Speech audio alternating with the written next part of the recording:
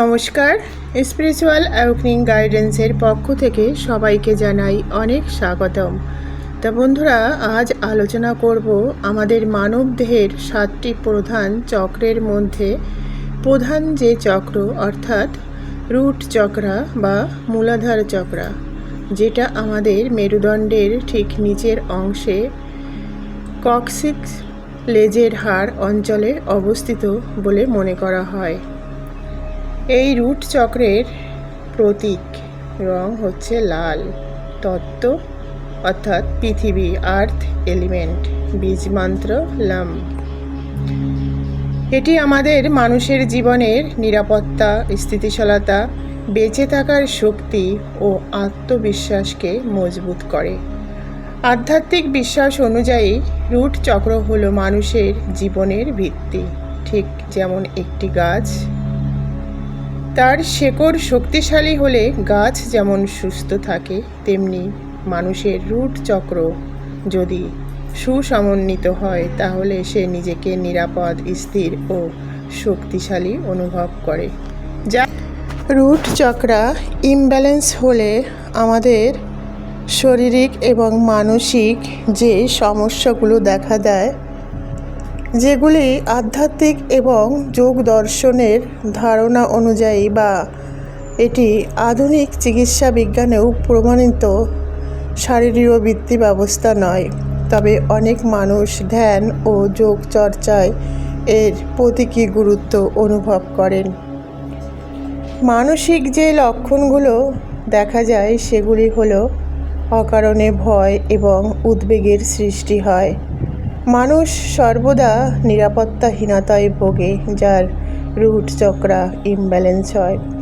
সবসময় একটা ভয় তার মনের মধ্যে চলতে থাকে, তার ভবিষ্যৎ নিয়ে দুশ্চিন্তা হয়, আত্মবিশ্বাসের অভাব হয়, মানুষের প্রতি কারণে অকারণে সন্দেহ প্রবণতাটা বেড়ে যায়, তার জীবনে একাকিত্ব, হতাশা এবং নৈরাশ্যের অনুভূতি সে অনুভব করে।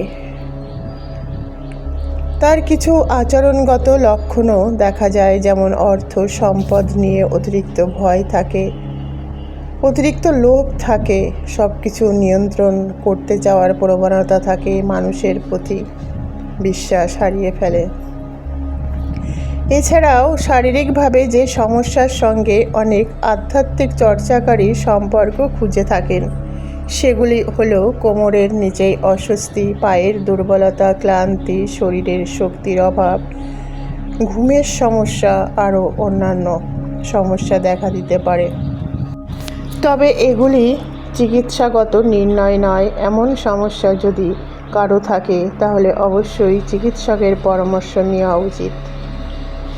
তাছাড়া রুট চক্র ব্যালেন্স হলে মানুষের জীবনে কি পরিবর্তন আসে, যেগুলো দেখা যায়, মানুষ নিরাপত্তার অনুভূতি তার মধ্যে গভীরভাবে দেখা যায়। মানুষ মনে করে, সে অনুভব করে আমি নিরাপদে আছি, আমি সুরক্ষিত আছি, আমার জীবনের ভিত্তি সুদৃঢ় আছে, তার আত্মবিশ্বাস বেড়ে যায়, নিজের সিদ্ধান্তের উপর সর্বদা বিশ্বাস জন্ম নেয়, মানসিক স্থিরতা থাকে, ছোটোখাটো সমস্যায় সে কখনো ভেঙে পড়ে না।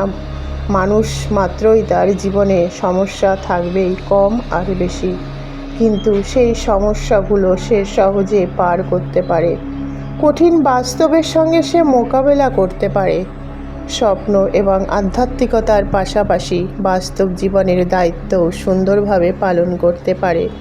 তার মধ্যে থাকে ধৈর্য, তার মধ্যে থাকে সহনশীলতা। পরিস্থিতি যতই কঠিন হোক, সেই পরিস্থিতি থেকে সে হাল ছেড়ে পালিয়ে যাবার মানসিকতা থাকে না।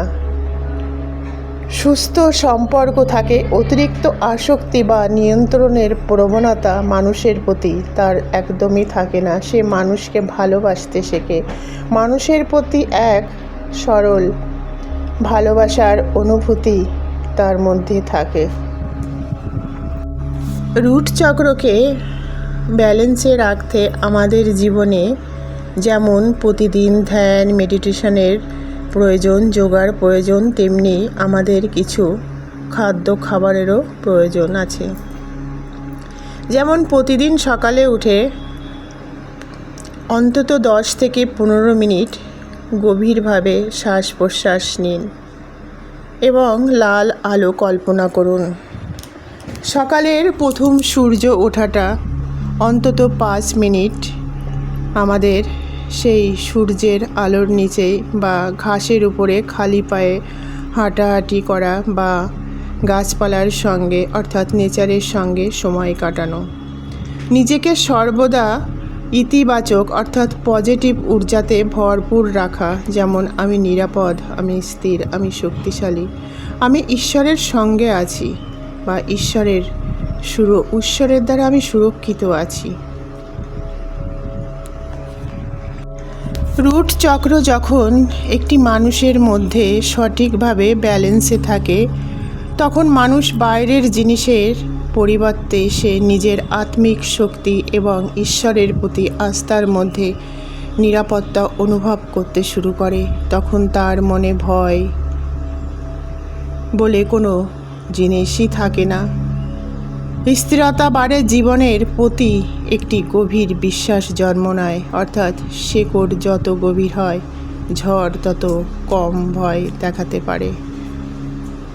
কারণ আমরা দেখেছি বাস্তবে যখন ঝড় আসে, যে গাছটা মাটির শেকড় থেকে অনেকটা উপরে থাকে সে কিন্তু সেই ঝড়ের দাপটে কখনো পড়ে যায়, কখনো এলোপাথারিভাবে দুলতে থাকে। কিন্তু যে গাছটার শেকড় মাটির নিচেই গভীরভাবে থাকে অর্থাৎ মাটিকে আঁকড়ে ধরে থাকে, তার ভিত মজবুত হয়, সেই গাছকে কোনো ঝড়ে অবদলিত করতে পারে না, দমাতে পারে না, ভাঙতে পারে না।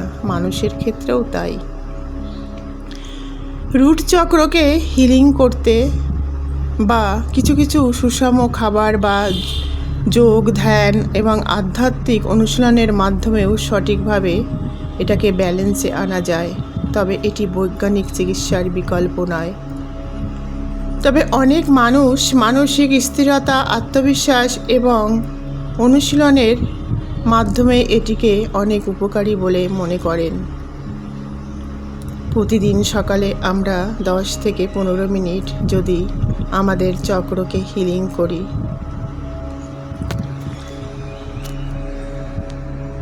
তাহলে আমরা আমাদের রুট চক্রকে সঠিকভাবে ব্যালেন্সে আনতে পারবো। তো দর্শক বন্ধু, এই ছিল আজকে রুট চক্রার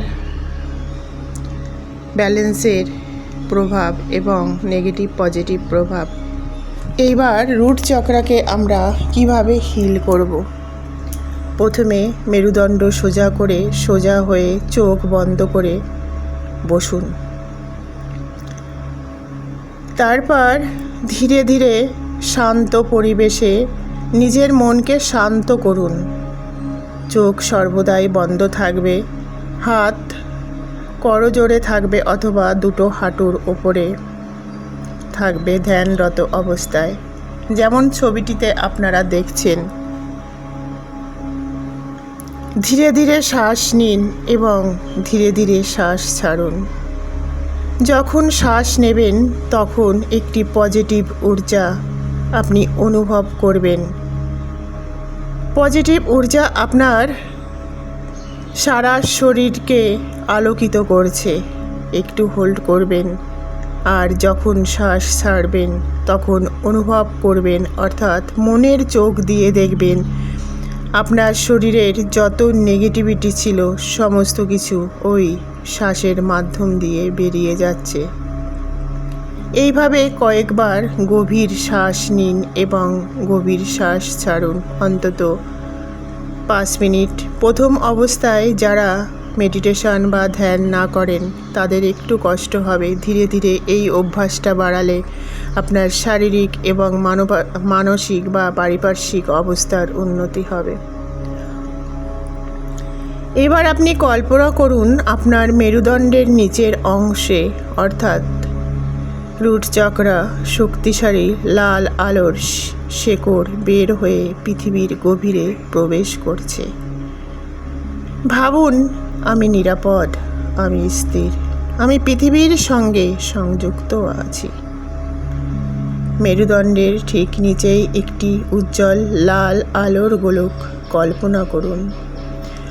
আর প্রতিটি শ্বাসে সেই লাল আরও উজ্জ্বল হয়ে উঠছে। আপনার প্রতিটি শ্বাসে সেই লাল আলো আরও উজ্জ্বল হয়ে উঠছে। প্রতিটি প্রশ্বাসে ভয়, উদ্বেগ ও নিরাপত্তাহীনতা বেরিয়ে যাচ্ছে প্রতিটি শ্বাসের মাধ্যমে। তারপর ধীরে ধীরে আপনি রুট চক্রের যে বীজ মন্ত্র অন্তত 21 বার বা 108 বার আপনি লম লম লম উচ্চারণ করুন। প্রথম অবস্থায় আপনারা 21 বার, আর যদি পারেন 108 বার, সেটা তো খুবই ভালো হয়। তারপর আপনারা এটা করতে থাকুন। ধীরে ধীরে দেখবেন যে আপনার মন শান্ত হয়ে গেছে। আপনি গভীরভাবে হারিয়ে গেছেন এক অজানা অনুভবে। চেষ্টা করবেন দর্শক বন্ধুরা, যখন আপনি এই মেডিটেশন করবেন বা নিজের চক্রাগুলোকে হিল করবেন, তখন সম্ভব হলে ঘাসের উপরে বসে অথবা তার আগে, যদি সম্ভব না হয় তাহলে 5 থেকে 10 মিনিট ঘাসের উপরে খালি পায়ে হেঁটে নেবেন। হাঁটার সময় প্রকৃতিকে অনুভব করবেন, তার সঙ্গে একটি আত্মিক সম্পর্ক অনুভব করবেন। আর যদি গাছের নিচেই ধ্যান করতে পারেন তাহলে তো সবথেকে ভালো হবে। তারপর আপনি মনে মনে অনুভব করুন, আমি নিরাপদ, আমি শক্তিশালী, আমি ঈশ্বরের সুরক্ষায় আছি, আমি ঈশ্বরের সন্তান, আমার জীবনের ভিত্তি শক্তিশালী, আমি শক্তিশালী আত্মা, আমি শান্ত, আমি স্থির। এই হিলিং আপনারা 10 থেকে 15 মিনিট করবেন এক একটা চক্রের জন্য। আর চেষ্টা করবেন যে চক্রকে হিল করছেন নিয়মিত কিছু খাবার খেতে, যেমন বিট, গাজর, মিষ্টি আলু, ডাল, বাদাম, খেজুর, এই জাতীয় খাবারগুলো। আর এই হিলিংয়ের মাধ্যমে আপনি অনুভব করতে পারবেন আপনার মনে ভয়, নিরাপত্তাহীনতা, অতিরিক্ত লোভ, লালসা, কামনা এগুলো ধীরে ধীরে কমে আসছে। আপনি এক শান্তির অনুভব করছেন, এক শক্তির অনুভব করছেন, যেটা বাইরের শক্তি নয়, বাইরের শান্তি নয়, আপনার ভেতরের এক গভীর শান্তি, এক গভীর শান্তির অনুভব। তখন আপনি অনুভব করবেন, আমি শুধু এই শরীর নই, আমি এক শান্ত, শক্তিশালী, সুরক্ষিত, পরমাত্মা সুরক্ষিত আত্মা।